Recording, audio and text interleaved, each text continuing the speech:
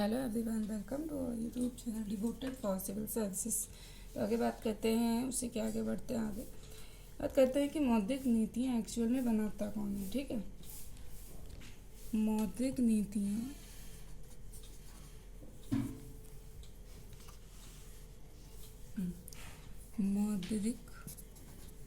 मौद्रिक नीतियाँ कौन बनाता है, किसकी जिम्मेदारी होती है मौद्रिक नीतियों के बनाने की। तो वैसे तो मौद्रिक नीतियाँ बनाने की जिम्मेदारी है आरबीआई की, लेकिन 2016 से पहले व्यवस्था कुछ और ही थी। 2016 से पहले क्या था कि आरबीआई के अंतर्गत ही एक टेक्निकल एडवाइजरी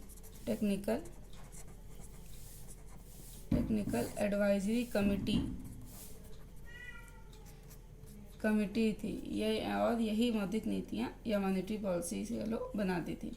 तो इस समिति के जो भी सुझाव होते थे आरबीआई के समक्ष रख दिया जाता था। जो भी इसके क्या होते थे, सुझाव होते थे, वो आरबीआई के समक्ष क्या होते थे, रख दिए जाते थे। तो आरबीआई के पास क्या था, आरबीआई के पास इसका वीटो पावर था। क्या था? वीटो पावर, यानी कि निषेधाधिकार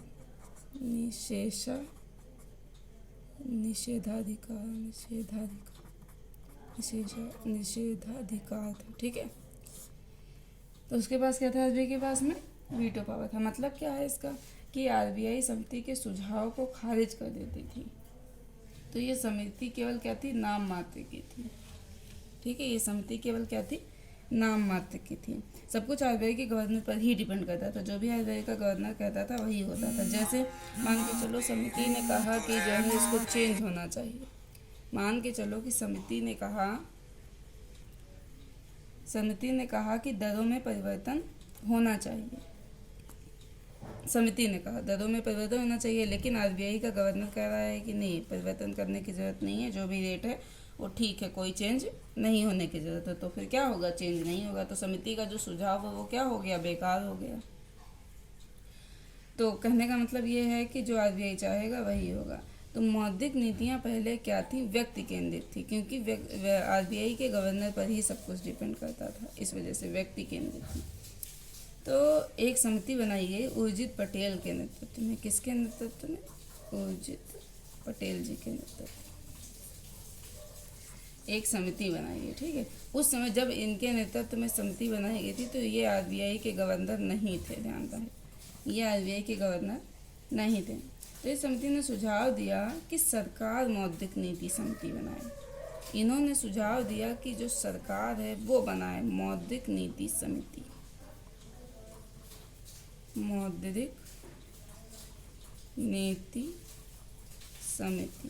ठीक है, यही मौद्रिक नीतियों को बनाए और लागू करे।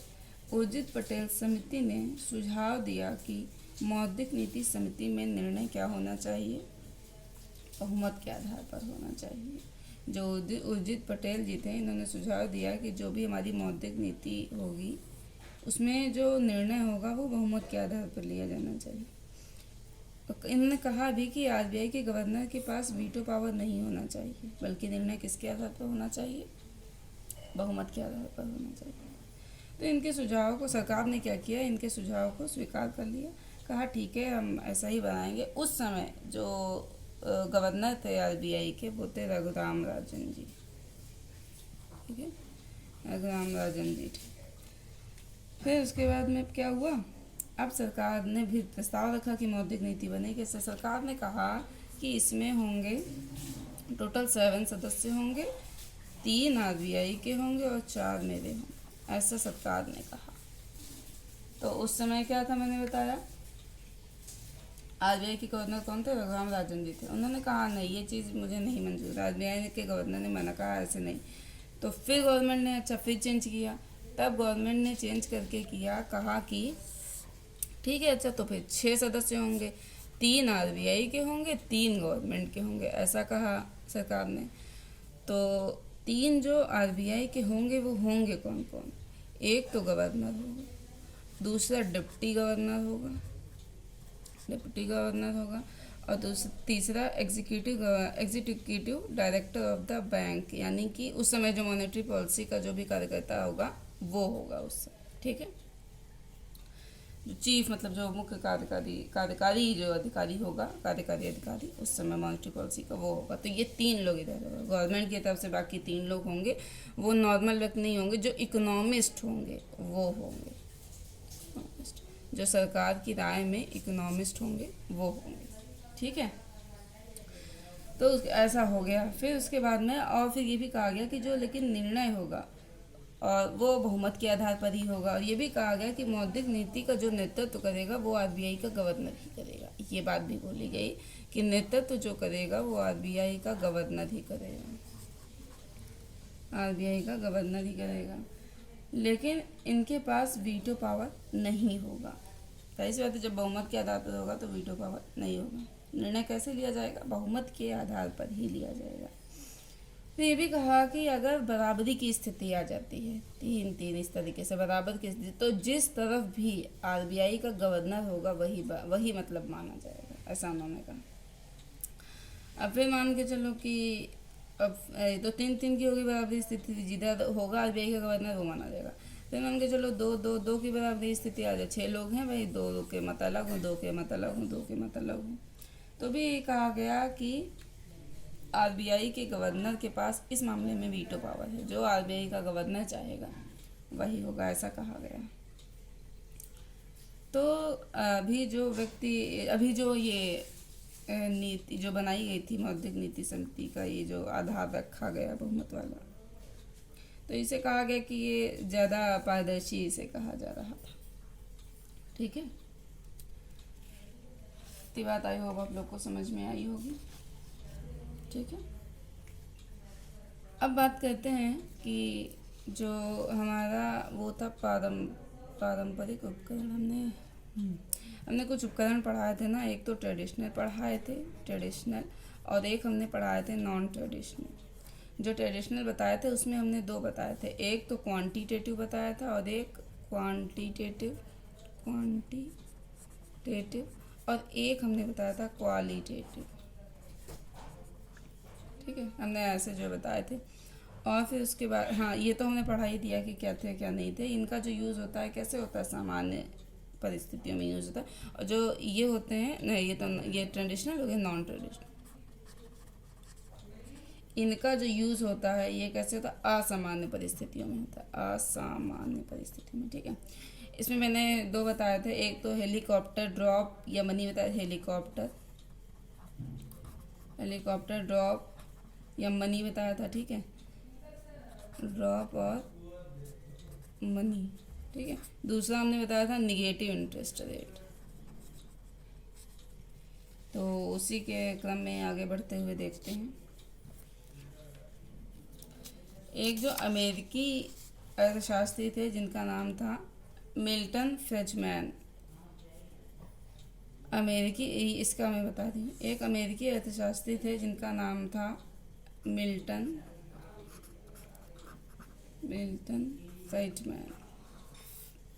फ्राइडमैन या फ्रीडमैन, जो भी इनको लोग बुलाने, ऐसे मतलब सबका प्रोनाउंसिएशन अलग अलग था, ये थे, ठीक है। तो फिर उसके बाद में इन्होंने ही ये कॉन्सेप्ट दिया था हेलीकॉप्टर ड्रॉप या मनी का, ठीक है। तो इनको क्या हुआ था, उस समय नोबेल प्राइज़ भी मिला था, उस समय की बात है, ठीक है। हेलीकॉप्टर ड्रॉप में होता क्या है,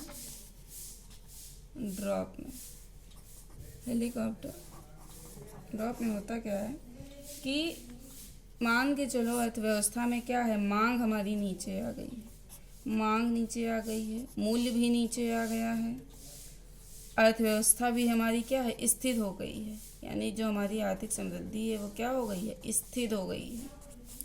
बैंक लोन भी नहीं देना चाह रही है, बैंक क्या कर रही है, लोन भी नहीं दे रही है,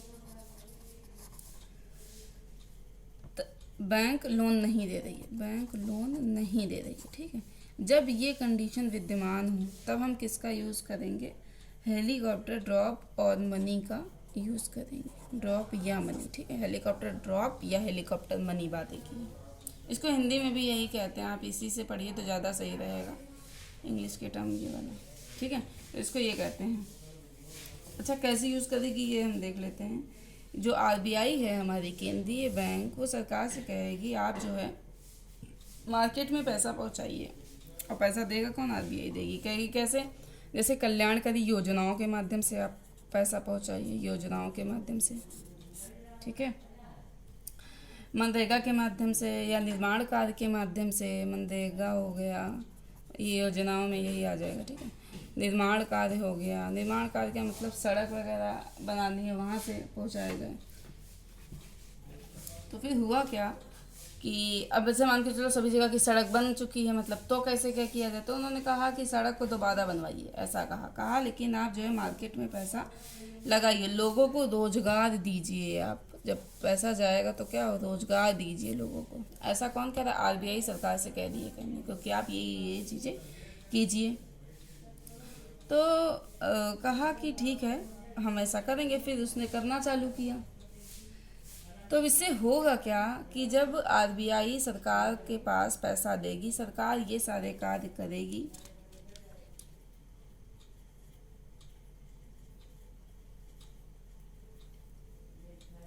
ठीक है।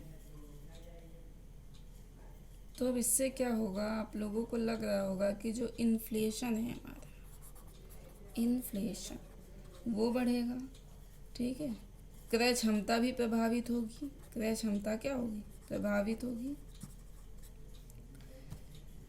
आप लेकिन एक बार ये भी तो सोचिए कि जो ये सब चीज़ें हुई, इससे क्या है? इन्फ्लेशन काफ़ी नीचे आ गया था। जो ये चीज़ें हुई थी, इससे इन्फ्लेशन काफ़ी नीचे आ गया था। तभी तो आरबीआई ने कहा सरकार से कि आप ये चीज़ें कीजिए और इनको ऊपर बढ़ाइए। ये सब चीज़ें होंगी तो क्या होगा? अपने आप ऊपर बढ़ेगा, यानी कि महंगाई अपने आप ज़्यादा हो जाएगी। क्रय क्षमता क्या होती है कि जब किसी के मूल्य में कमी होने लगती है, उसे क्रय क्षमता कहते हैं। जैसे अभी थोड़ा समझा देते हैं, यहाँ पे आया है, वैसे ये इन्फ्लेशन में डिटेल में बताएंगे। जैसे मान के चलो 5 रुपए का सिक्का हो, ठीक है। 5 रुपए के सिक्के में 5 रुपए का मटेरियल ना लगा, 5 रुपए के सिक्के में 10 रुपए या 3 रुपए इस तरीके का मटेरियल लगा। तो जब प्रभावित होने का मतलब होता है कि कम का, बात समझ में, कम का मटेरियल लगा होगा। तो जब ये चीज़ होती है तो इसे कहते हैं इसकी क्रय क्षमता प्रभावित होती है। जितने का सिक्का है उतने की उसमें चीज़ नहीं लगेगी, ठीक है। इसको भी वही चीज़ कहते हैं। और जितने का सिक्का है 10 की चीज़ लगी तो ये भी कहेंगे कि इसकी भी क्रय क्षमता 10 रुपये। मतलब लोग फिर क्या करेंगे ना, इसका मिसयूज़ करने लगेंगे। कैसे मिसयूज़ करेंगे ये जब हम इन्फ्लेशन पढ़ाएंगे तब बताएंगे। फिलहाल ये समझ लीजिए कि मूल्य जितने का सिक्का है उतने का ना रह जाके बढ़ जाना, ठीक है, या जितने का सिक्का है उतने का ना रह जाके घट जाना उसका मूल्य। वैसे ये चीज़ कम देखने को मिलती है, ये चीज़ ज़्यादा देखने को मिलती है, तभी तो लोग इसका मिसयूज़ करते हैं। इसका कोई मिसयूज़ क्या कर पाएगा, ठीक है। तो यहाँ पे क्या होती है? क्रय क्षमता प्रभावित इसलिए लिखा है, कम भी हो सकती है, ज़्यादा भी हो सकती है। खैर आगे देखते हैं।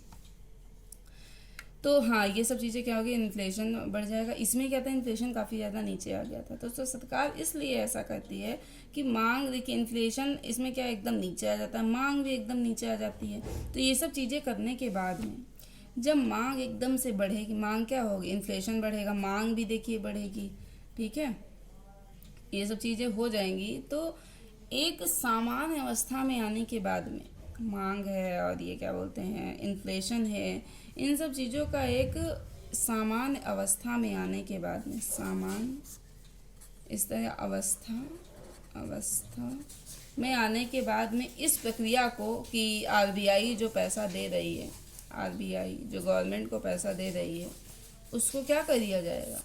बंद कर दिया जाएगा। फिर नहीं आरबीआई फिर बाद में नहीं पैसा देगी। जब ये सब चीज़ें एक सामान्य अवस्था में आ जाएंगी, मांग, मूल्य और अर्थव्यवस्था, इन्फ्लेशन, ये सब चीज़ें जब एक सामान्य अवस्था में आ जाएंगी तब फिर आरबीआई गवर्नमेंट को पैसा नहीं देगी। तो ये जो मैंने अभी आपको बताया, ये कॉन्सेप्ट है किसका? हेलीकॉप्टर ड्रॉप या मनी, ठीक है, हेलीकॉप्टर ड्रॉप या मनी। दूसरा हमने बताया था हेलीकॉप्टर हूवर, बताया था। क्या बताया था? Helicopter Hoover. ये जैसे नाम है इन्हें ऐसे ही याद करिए, हेलीकॉप्टर हूवर, ठीक है। इसमें क्या होता है कि जो हेलीकॉप्टर हूवर है इसे आप एक तरीके से डिमोनेटाइजेशन भी कह सकते हैं, डिमोनेटाइजेशन भी कह सकते हैं, या विमुद्रीकरण। याद होगा बहुत लोगों को विमुद्रीकरण क्या होता है। जब सरकार ने नोटबंदी की थी, याद है? नोट मतलब बंदी नहीं, सॉरी, नोट को दो पाँच कितने की नोट थी, 500 की थी, उसका क्या हो गया था, चलन बंद हो गया था, याद होगा, 500 1000 की नोटों का। सरकार हाँ, मोदी जी ने रात को 8 बजे आकर के क्या की थी, घोषणा की थी कि अब ये नोट 12 बजे के बाद से नहीं चलेंगे, ऐसा वही क्या होता है विमुद्रीकरण, खैर आगे देखते हैं। डिमोनेटाइजेशन, ठीक है। तो मान के चलो जो सीआरआर है, आरबीआई ने क्या किया, सीआरआर को बढ़ा दिया, तो उससे क्या करेगी आरबीआई, जितना पैसा ज़्यादा होगी अपने पास रख लेगी। सीआरआर को बढ़ाने के बाद आरबीआई क्या करेगी, जितना भी पैसा ज़्यादा है बैंकों से वो अपने पास ले लेगी, रख लेगी। तब होगा क्या कि लेकिन आरबीआई काले धन को नहीं ऐसा कर सकती, काले धन को ऐसा नहीं कर सकती। जैसे जो बैंकिंग व्यवस्था में पैसा है ही नहीं, उसके लिए सीआरआर बढ़ा दे घटा दे कोई फर्क नहीं पड़ता। सीआरआर चाहे जितना भी बढ़ा दे आरबीआई, लेकिन वो काले धन को अपने पास नहीं रख सकती। तो अगर आरबीआई को बैंकिंग व्यवस्था से बाहर के पैसे को रखना है अपने पास, तो उसे हेलीकॉप्टर हूवर का यूज़ करना पड़ेगा, जिसे डीमोनेटाइजेशन कहते हैं।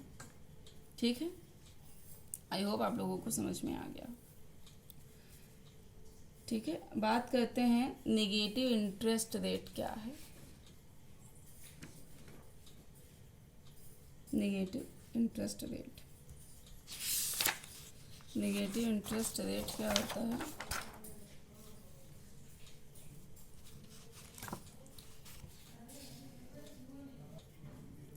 देखिए लोगों के पास, जैसे मान के चलो जब काला धन ज़्यादा हो जाता है या पैसा ज़्यादा हो जाता है, ऐसे कह लो, पैसा ज़्यादा, जो मैं बता रही हूँ ये नेगेटिव इंटरेस्ट नहीं है, लेकिन समझ लीजिए, अब आया है तो अभी समझ लीजिए। तो लोगों के पास पैसा ज़्यादा है, लोग क्या करते हैं, स्विट्ज़रलैंड के बैंक्स में पैसा जमा कर देते हैं, जिसे लोग कहते हैं इनका पैसा स्विस बैंक, ऐसे लोग कहते हैं नॉर्मली जनरली। ठीक है, तो स्विस बैंक कोई बैंक नहीं होती है, बल्कि क्या होता है कि स्विट्ज़रलैंड में कार्यरत जितनी भी बैंक हैं उनको सम्मिलित रूप से स्विस बैंक कहते हैं। ठीक है, ये जो बैंक्स होती हैं करती क्या है कि अपने कस्टमर्स की आइडेंटिटी को एकदम हाइड करके रखती, बिल्कुल गोपनीय करके रखती। और यहाँ पे जो बैंक के कर्मचारी होते हैं उनसे पूछते भी नहीं है उनकी आइडेंटिटी, क्योंकि जब गोपनीय है तो फिर बात ही खत्म। तो स्विस बैंक, जैसे नॉर्मली बैंक में पैसा जमा करो तो क्या होगा, हमको ब्याज मिलेगा, लेकिन ये ब्याज नहीं देती हैं, ये उल्टे ब्याज लेती हैं। इससे जितना भी पैसा जमा होगा उस अकॉर्डिंग हर साल में जो भी पैसे पड़ते हों तो क्या करेगी, ब्याज लेती है। स्विस बैंक क्या करती है, ब्याज लेती है लोगों से। क्यों भाई, उसकी उनकी आइडेंटिटी हाइड रख रही है, इस एवज में अपना लेती है, किसी को बताएगी नहीं भाई उनका पैसा यहाँ है। तो स्विस बैंक आपको ब्याज न देकर क्या करती है, ब्याज लेती है, तो इसे कहते हैं निगेटिव इंटरेस्ट रेट। लेकिन ये जो निगेटिव इंटरेस्ट रेट है ये वाला नहीं, यानी कि इसका संबंध मॉनेटरी पॉलिसी से कुछ भी नहीं है। मॉनेटरी निगेटिव इंटरेस्ट रेट, ठीक है, इसका संबंध मॉनेटरी पॉलिसी से नहीं है। मॉनेटरी पॉलिसी क्या है ये देखिए जरा, कि आरबीआई है, ठीक है, केंद्रीय बैंक है, हमने बताया, याद होगा, प्लीज़ पुराना पढ़ते रहिए, रिवीजन करते रहिए, ठीक है। चलो B1 है कोई बैंक, ठीक है। यहाँ पे क्या है कि आरबीआई बैंक से B1 मतलब ये जो हमने B1 नाम दिया था, B2 दो बैंक, ठीक है, इनसे कहेगी कि मतलब आरबीआई इनसे कहेगी कि आप मुझे पैसा ना दो, क्योंकि अगर आपने मुझे पैसा दिया, मान के चलो 100 रुपीज़ लिया या 100-200 कुछ, 100 रुपीज़ लिया, तो उन्होंने कहा कि अगर आप मुझे 100 दोगे तो मैं आपको काट कर 99 वापस करूँगा, ऐसा कहती है आरबीआई। ठीक है, अगर आप मुझे 100 दोगे तो मैं कितना वापस करूँगा, 99 आपको वापस करूँगा।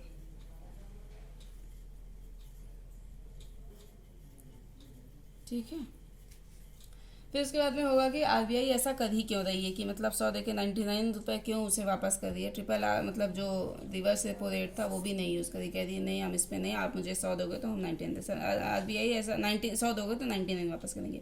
आरबीआई ऐसा इसलिए कर रही है ताकि जो बैंक B1 है ये क्या हो, डिस्करेज हो, और ये आरबीआई को पैसा ना देकर किसको पैसा दे, डायरेक्ट फिर पब्लिक को पैसा दे, जिससे क्या होगी, डिमांड क्रिएट होगी। ठीक है, तो फिलहाल क्या है, नेगेटिव इंटरेस्ट रेट भारत में अभी नहीं लागू, ठीक है, लेकिन हाँ ये हो सकता है आगे चल के कि लागू हो जाए, ये भी कह सकते हैं। ठीक है, हो सकता है आगे जाके ये लागू हो जाए। अब दूसरा B2 की बात करते हैं। इसमें क्या है, RBI इस बैंक से कहेगी कि आप हमें 100 रुपये के ऋण दो। इससे कहेगी कि आप हमें क्या दो, 100 रुपये का ऋण दो और तुम ब्याज ना देना हमको। ये क्या करिए, 100 रुपये का ऋण इससे लेगी, कहेगी ब्याज ना देना बल्कि उल्टे ब्याज हमसे ले लो। बात समझ में आई? यानी कि इसको 100 रुपये देगी और वापस कितना करेगी, सिर्फ 99। बात समझ में आई? RBI क्या इससे कहेगी कि आप हमसे 100 रुपये ले लो, वापस ना करना, वापस हमको 99 ही करना। यानी कि इसमें क्या है कि B2 किससे, RBI से पैसा ले रही है, कितना, 100 रुपया ले रही है और वापस कितना कर रही है, 99 वापस कर रही है। किसको, RBI को। RBI को कितना, 99 ही वापस कर रही है। तो ये भी निगेटिव इंटरेस्ट रेट है जो हमने भी बताया, क्योंकि इसमें बैंक इसको 100 दे रही, वापस 99 कर रही है। इसमें क्या है कि RBI 100 रुपया, बैंक क्या है इसमें 100 रुपये ले रही है, बैंक ले रही है। किससे ले रही है, RBI से ले रही है। RBI से इसमें 100 रुपये ले रही है और वापस कितना कर रही है, सिर्फ 99 ही वापस कर रही है। तो ऐसा RBI इसलिए कर रही है ताकि ये जो B2 बैंक है कम से कम दर पर लोगों को ऋण दे सके, कम से कम रेट पर लोगों को ऋण दे सके। उससे क्या हो, डिमांड क्रिएट हो। तो इसी को हम कहते हैं निगेटिव इंटरेस्ट रेट। और ये जापान में प्रेजेंट टाइम में यही चल रहा है, जापान। फिलहाल भारत में ऐसा नहीं है। तो बात समझ में आ गई, निगेटिव इंटरेस्ट रेट क्या होता है। इसमें क्या है कि RBI क्या करेगी, इससे पैसा लेगी 100 रुपये, बदले में कितना वापस करेगी, 99।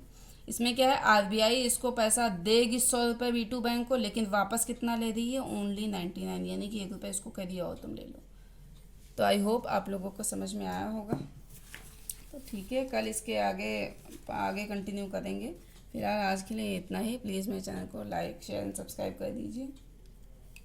जो पुराने हैं वो शेयर कर दें और जो लाइक कर दें, लेकिन जो नए हैं वो मेरे चैनल को सब्सक्राइब ज़रूर करें। ठीक है, रखते हैं। Thank you.